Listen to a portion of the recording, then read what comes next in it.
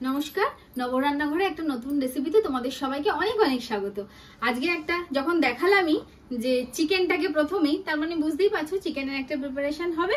তো চলো বেশি কথা না বাড়িয়ে সোজা রান্নায় চলে যাই, কারণ এই যে চিকেনটা করছি এটা একদম অন্যরকম একটা চিকেনের রেসিপি, যার নাম হলো গোটা মশলার চিকেন। তো চলো দেখাই তোমাদেরকে। কড়াইতে তেল দিয়ে দিচ্ছি, অবশ্যই সর্ষের তেলে করতে হবে রান্নাটা।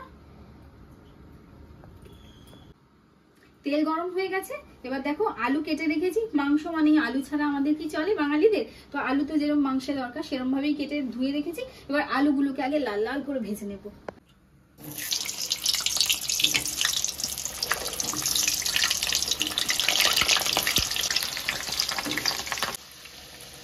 আলুর মধ্যে দিয়ে দিচ্ছি নুন, সামান্য হলুদ, তাতে আলুর কালারটাও ভালো লাগবে হলুদ দেওয়াতে, আর ভাজাটাও সুন্দর হবে। আলুটা কিন্তু আমি একদম সুন্দর করে লাল লাল করে ভেজে নিয়েছি দেখো। এবার আলুগুলোকে তুলে রাখবো।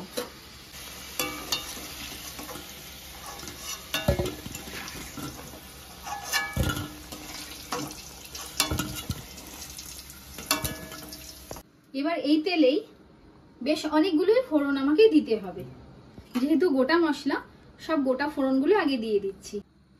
শুকনো লঙ্কা, তেজপাতা, এলাচ, লবঙ্গ আর দারচিনি দিয়ে দিচ্ছি। বেশ অনেকটা গোটা জিরে, গোটা ধনে আর গোটা গোলমরিচ, যেগুলোকে আমি অর্ধেক করে থেতো করে রেখেছি।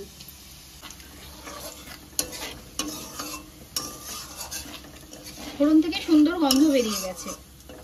এবারে দিয়ে দেব মোটা করে কেটে রাখা আদা কুচি আর বেশ অনেকগুলো রসুনের কোয়া।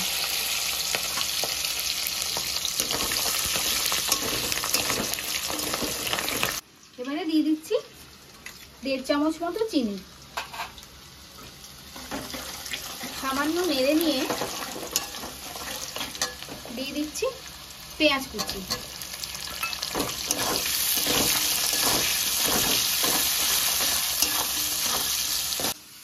এবারে কিন্তু পেঁয়াজটাকে ভালো করে লাল লাল করে আগে ভেজে নেব। পেঁয়াজটা কিন্তু আমার ভালো মতন ভাজা হয়ে গেছে। ঠিক যখন এতটাই ভাজা হয়ে যাবে তখনই আমরা চিকেনটা দিয়ে দেব।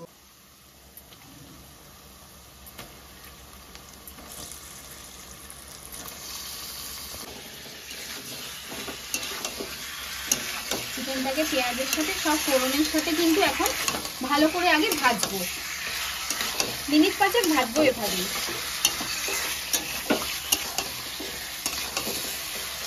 এবারে চিকেনের মধ্যে আলুগুলো দিয়ে দেব, ভালো করে মিশিয়ে নেব।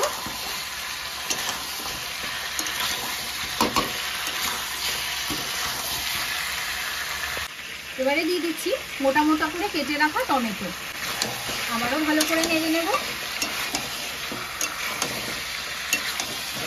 এবারে দিয়ে দিচ্ছি নুন, হলুদ গুঁড়ো আর লঙ্কা গুঁড়ো, ভালো করে মিশিয়ে নেব। এবার কিন্তু শুধুই এই মশলার সাথে চিকেন আর আলু কষার পালা। খানিকক্ষণ কষার পরে দিয়ে দিচ্ছি গোটা পেঁয়াজ আর একটা গোটা রসুন।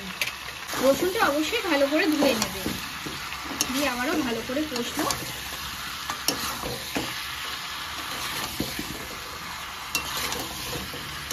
ভালো করে কষে নিয়েছি মাংস আলু। এবারে কিন্তু ঢেকে ঢেকে কম আঁচে মাংসটা রান্না করতে থাকবো। একবার খুলে দেখি, মাঝে মাঝেই কিন্তু এরকম খুলে খুলে নেড়ে দিতে হবে। এই দেখো পেঁয়াজ আর মাংস থেকে আমার যা জল বেরিয়েছে, আমার তো তাতেই রান্না হয়ে যাবে। যদি দেখো জল নেই বা কিছু, তাহলে কিন্তু সেক্ষেত্রে গরম জল ব্যবহার করবে। একটু নেড়ে দিলাম যাতে নিচটা লেগে না যায়, আবারও ঢেকে দেব।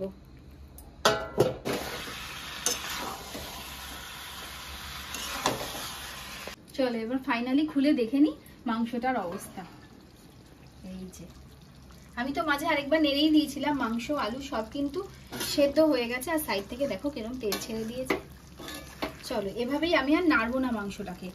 এবারে গ্যাসটাকে অফ করব আর ঢেকে দেব, দিয়ে 5 মিনিট এভাবেই কড়াইতে থাকতে দেব। তারপর সার্ভ করার পালা। একবার রেসিপিটা ট্রাই করো, তারপর আমাকে কিন্তু কমেন্টে জানিও যে তোমাদের কিরকম লাগলো। এটা কিন্তু একদম একটা অন্যরকম রেসিপি, তোমরা যতক্ষণ না ট্রাই করছো বুঝতেই পারবে না যে এটার স্বাদ কতখানি। আর এই গোটা পেঁয়াজ আর রসুনটা মাখিয়ে একবার ভাত বা রুটির সাথে খেয়ে দেখো, দারুণ লাগবে। তাহলে এই গোটা মশলা চিকেনের রেসিপিটা তোমাদের কিরকম লাগলো আমাকে অবশ্যই কমেন্টে জানিও। আর তার আগে বাড়িতেও কিন্তু অবশ্যই ট্রাই করো, আর ভালো লাগলে একটা লাইক শেয়ার কমেন্ট করে দিও।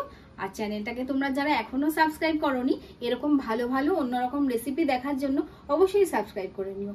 তো চলো আজকের মতো টাটা, সবাই ভালো থেকো, সুস্থ থেকো, সাবধানে থেকো। দেখা হচ্ছে একটা অন্য রেসিপির সাথে অন্য আরেকদিন।